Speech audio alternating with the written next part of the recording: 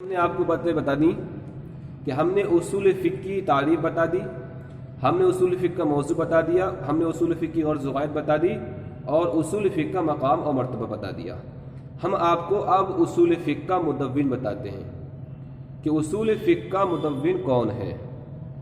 تو دیکھیے اصول فقہ کا مدون، اب ہم آپ کو اصول فقہ کے جو قاعدے قوانین جو بنائے گئے ہیں، تو جس طریقے سے منطق کا مدون اول کون ہے؟ ارسطوطالس۔ اور ہدایت النحو کے مدون کون ہے؟ اسود دہلی، ابو الاسود دہلی۔ اب اسی طریقے سے اس کے اصول فقہ کے قاعدے قانون کس نے بنائے؟ تو دیکھیے اصول فقہ کے قاعدے قانون کی بنیاد خود اللہ کے رسول کے زمانے میں پڑ گئی تھی، لیکن باقاعدہ ایک کتاب کی شکل میں وہ قاعدے قانون منظر عام پر نہیں آئے تھے، کیونکہ اللہ کے رسول کے زمانے میں اتنے مسائل درپیش ہی نہیں آتے تھے کہ اصول فقہ کے ایک قاعدے قوانین کو بنانے کی ضرورت پڑے، کیونکہ اللہ کے رسول جناب محمد رسول اللہ صلی اللہ علیہ وسلم کی صحبت کی وجہ سے آپ کے صحابہ پہ اتنا اثر پڑتا تھا کہ اللہ کے رسول کے جو صحابہ ہوتے تھے وہ ان کی اتنی ہمت نہیں پڑتی تھی کہ وہ نظر بھی اٹھا کے دیکھ سکے اللہ کے رسول کی طرف، اللہ کی رسول کی جو نظروں کی طرف نظریں ملا کر کے دیکھ سکے۔ جس طریقے سے اساتذہ اکرام جب پڑھاتے ہیں تو بہت سارے طلبہ اکرام ایسے ہوتے، کھیلتے رہتے،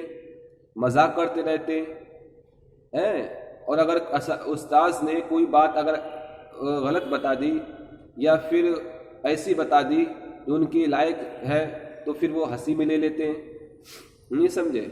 لیکن جب اللہ کے رسول کے صحابہ، اللہ کے رسول جناب محمد رسول اللہ جب تعلیم فرمایا کرتے تھے اپنے صحابہ اکرام کو، تو اللہ کے رسول کے جو صحابہ وہ فرماتے ہیں کہ ہمیں ایسا لگتا تھا گویا کہ ہمارے اوپر پرندے بیٹھ چکے ہیں، گویا کہ ہمارے اوپر پرندے بیٹھ چکے ہیں۔ جب پرندہ بیٹھ جاتا ہے تو انسان ہل نہیں سکتا، اگر ہلے گا تو پرندہ اڑ جائے گا، سمجھے آپ؟ تو اتنا ادب تھا بارگاہ رسالت کا، اتنا ادب تھا، بے انتہا ادب، اور اسی لیے با ادب با نصیب اور بے ادب بے نصیب، آپ سمجھے؟ تو اصول فقہ کی جو بنیاد تھی وہ اللہ کے رسول کے زمانے ہی میں پڑ گئی تھی۔ جس طریقے سے حضرت عبداللہ ابن عباس نے بہت سارے قواعد بنا دیے تھے، لیکن ایک باقاعدہ طور پہ کوئی بھی مضمون کے طور پر کوئی کتاب نہیں لکھی گئی تھی۔ حضرت عبداللہ ابن عباس جو اپنے وقت کے بہت بڑے مجتہد تھے، حضرت عائشہ اپنے وقت کی بہت بڑی مجتہدہ تھیں، لیکن انہوں نے باقاعدہ ایک کتاب کی شکل نہیں دی تھی۔ لیکن پھر کیا ہوا؟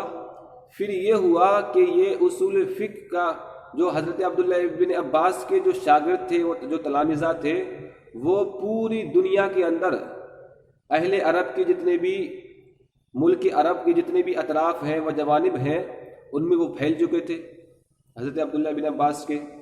تو انہوں نے اس کو سکھایا، فقہ کو سکھایا، قرآن کو سکھایا، حدیث کو سکھایا، اور جو قاعدے قوانین تھے وہ بتا دیتے تھے۔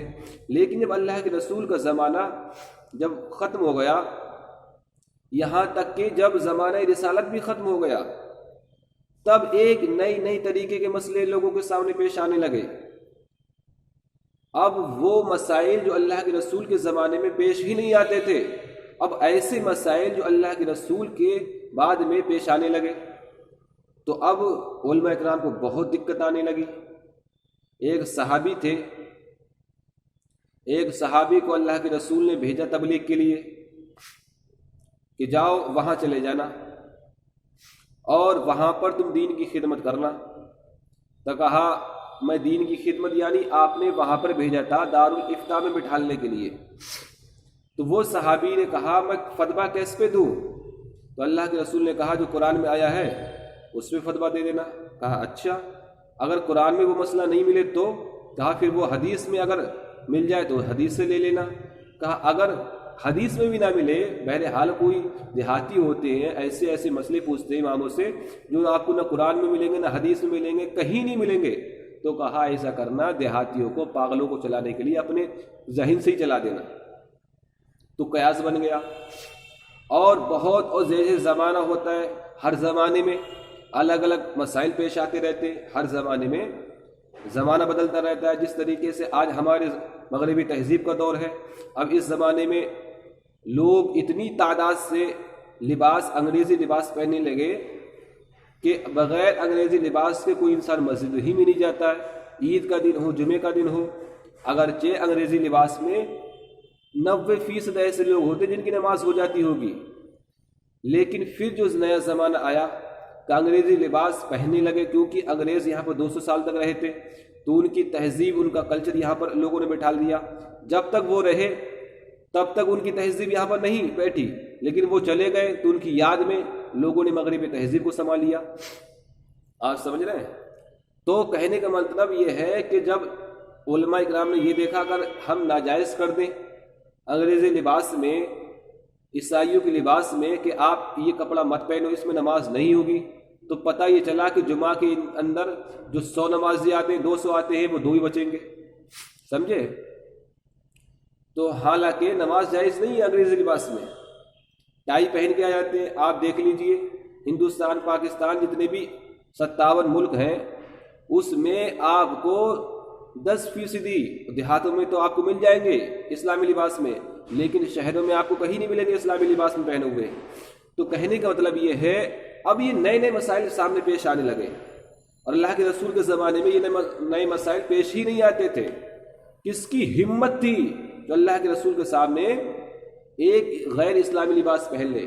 ایک صحابی تھے، ان کے سامنے آ گئے، ایک صحابی تھے، ان کے سامنے آ گئے اور عرض کرنے لگے یا رسول اللہ علیہ الصلوۃ والسلام، آپ یہ بتا دیجئے میں کون سا لباس پہنوں؟ کہا آپ سفید پہن لیجئے۔ کہا اچھا۔ تو وہ اللہ کے رسول کے صحابی نے وہ سفید لباس پہننا پسند کر دیا، اور جو لباس تھا لال رنگ کا اس کو جلا دیا۔ حالانکہ اللہ کے رسول نے منع فرمایا ہے لال رنگ کے کپڑے پہننے سے۔ بہرحال میں اس طرف نہیں جانا چاہتا ہوں۔ تو لیکن آج انگریزی دور ہے، آج انگریزی دور ہے، مغربی تہذیب کا دور ہے، لیکن پھر بھی انسان کیا ہے؟ انسان اس نتیجے پہ پہنچ چکا ہے کہ انگریزی لباس میں کسی بھی صورت میں نماز نہیں ہو سکتی، لیکن پھر بھی انسان نماز پڑھتا ہے۔ علماء اکرام نے اس کو جائز کر دیا، کہا پڑھو نماز، کیسی تو سر جھکاؤ۔ تو بہرحال اس کو کہتے ہیں اجماع امت، کہ جس مسئلے پہ تمام علماء کا اتفاق ہو جائے اس کو کہتے ہیں اجماع امت۔ آپ سمجھے؟ تو اب جو ہے کہنے کا مطلب، تو اصول فقہ کی بنیاد جو رکھی گئی وہ صحابہ کے دور میں، صحابہ اکرام اللہ کے رسول کے دور ہی میں رکھ دی گئی تھی، لیکن باقاعدہ ایک کتاب کی شکل میں وہ اصول فقہ کے تمام قواعد ابھی منظر عام پر نہیں آئے تھے، لیکن زمانہ اور آگے بڑھا۔ اسی طریقے سے جب دور خلافت راشدہ کا گزر گیا، خلافت بنو امیہ کا گزر گیا، خلافت بنو عباسیہ کا جب دور آیا، تو اس میں جو عمرا تھے، جو حکیم تھے، جو خلیفہ تھے، وہ خلیفہ کچھ تو ایسے تھے کہ بڑے بڑے عیاش تھے، اور کچھ ایسے تھے بڑے پرہیزگار تھے، جیسے کہ ہارون رشید، مامون رشید۔ تو اب جب یہ دور آیا، تب ایک اپنے وقت کے مجتہد اعظم، امام الاتقیاء، سید المجتہدین، امام اعظم، امام ابو حنیفہ نعمان بن ثابت قدس سرہ کا جنم ہوا۔ اور پھر آپ نے کیا کیا؟ پھر آپ نے باقاعدہ جب آپ نے دیکھا کہ لوگ قرآن کے ذریعے سے، احادیث مبارکہ کے ذریعے سے وہ مسائل صحیح طریقے سے نہیں سمجھ پا رہے ہیں قرآن اور حدیث میں جو ان کو سمجھنا چاہیے، تب آپ کو جب بہت ہی زیادہ ضرورت پڑی، آپ نے بہت ہی زیادہ ضرورت دیکھی اصول فقہ کی اور مسائل فقہیہ کی، تب آپ نے قرآن کے ذریعے سے، احادیث مبارکہ کے ذریعے سے اور اجماع امت کے ذریعے سے آپ نے مسائل کا استنباط و استخراج کیا۔ آپ نے قرآن سے جو لوگ مسئلہ دوسرا سمجھتے تھے، آپ نے یہ بتایا اس کا مطلب یہ نہیں، یہ ہے۔ احادیث مبارکہ سے ایک حدیث مبارکہ ایسی بھی ہے جس میں کافروں سے نکاح کرنا جائز ہے، ایک حدیث پاک ایسی بھی ہے کہ جس میں نکاح متع جائز ہے، لیکن دوسری حدیث مبارکہ ایسی بھی ہے جس میں نکاح متع جو آج ہمارے ایران کے اندر جائز ہے، شیعہ مذہب میں جائز ہے، تو اسی حدیث مبارکہ کے مطابق جو حدیث مبارکہ اللہ کے رسول نے، وہ اللہ کے رسول کا قول ہے، لیکن جب امام اعظم نے دیکھا کہ اس حدیث پاک کو لوگ غلط طریقے سے سمجھ رہے ہیں، احادیث مبارکہ بہت ہیں، اب جس پہ چاہتے ہیں اس پر عمل کر لیتے ہیں، اب ایک نکاح متع والی بھی حدیث ہے اور ایک نکاح متع کو حرام ہونے والی بھی حدیث مبارکہ ہے، تو اب اللہ کے رسول کی جو احادیث مبارکہ ہے اس کے جو مسائل تھے اس میں سے جو استخراج و استنباط کیا، تو وہ کارنامہ اتنا بڑا کارنامہ تھا کہ آپ کے بعد میں آپ کی ذات و برکت وہ ذات ہے کہ آپ کے جانے کے بعد میں ظاہری زندگی سے وہ کام کوئی بھی نہیں کر پایا جو کام امام اعظم نے کیا۔ اب آپ دیکھ لیجئے، اب ابن تیمیہ یہ کہتا ہے کہ 3 طلاق جو ہیں وہ جائز ہے، 3 طلاق بدعت، یہ کیا ہے، اس نے حرام کر دی تھی، لیکن امام اعظم رضی اللہ تعالی عنہ نے اس کو کبھی بھی جائز نہیں کہا۔ بہرحال بہت سارے ایسے مسائل تھے